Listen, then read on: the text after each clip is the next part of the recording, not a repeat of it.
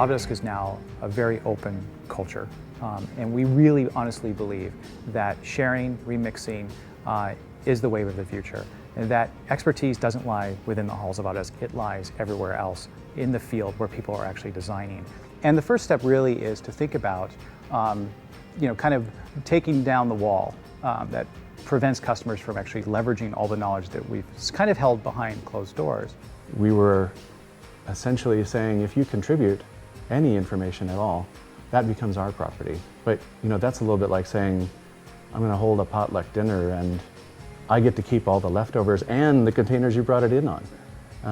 Who wants to come to that party, or who wants to contribute?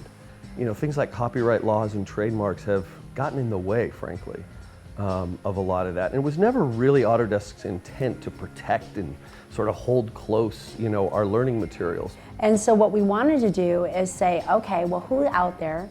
What kind of companies, what is there to offer to really create a licensing model that allows us to do this? And that's where Creative Commons came into play. Autodesk reached out and said that we're interested in exploring what we might be able to do with Creative Commons licenses, specifically around all the educational assets that we have. They wanted to enable that information to be available even more broadly than it already was. It suddenly creates this dialogue and creates this community that wouldn't exist otherwise. So it's this sort of funny paradox that in removing the need to engage with me, to ask for permission, you're actually inviting me to a different kind of engagement and a different kind of collaboration.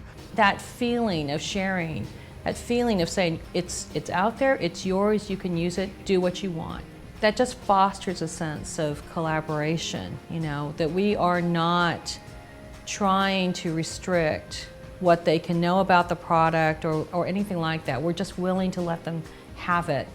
The notion that that information is shareable and reusable and doesn't belong to Autodesk becomes a catalyst for all of this accelerating and blooming and becoming a much, much bigger thing than probably we can envision in the long run.